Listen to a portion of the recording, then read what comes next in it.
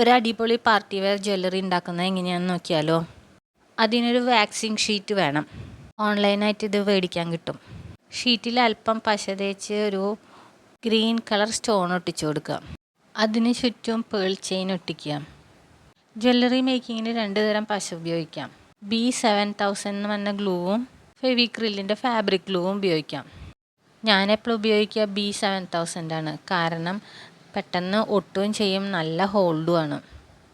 Pearl chain ഒട്ടിച്ചു കൊടുത്തതിന് ശേഷം നമ്മൾ ഗോൾഡൻ ബോൾ ചെയിനും സ്റ്റോൺ ചെയിനും ഒട്ടിച്ചു കൊടുത്തിട്ടുണ്ട്. പിന്നെ നെക്സ്റ്റ് ലെയറായിട്ട് സർദോസി കൂടി ഒട്ടിച്ചു കൊടുക്കാം.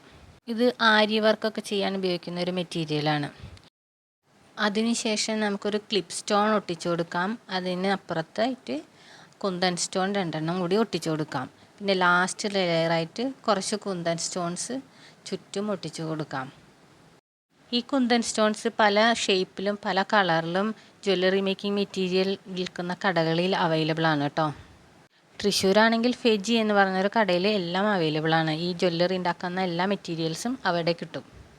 ഈ കുന്തൻ സ്റ്റോൺ ഉപയോഗിച്ച് നമുക്കൊരു ഇയർ പീസ് കൂടി ഡിസൈൻ ചെയ്തെടുക്കാം. ഈ ഡിസൈൻസൊക്കെ ഉണങ്ങിയതിന് ശേഷം നല്ല വൃത്തിയായിട്ട് കട്ട് ചെയ്തെടുക്കാം.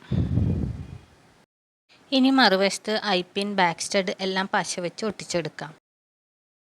താഴെ ഐപ്പിനിൽ ഹാങ്ങിങ് ബീഡ്സ് കൂടി ആഡ് ചെയ്ത് ഒട്ടിച്ചു കൊടുത്താൽ നല്ല ഭംഗിയായിരിക്കും കാണാൻ.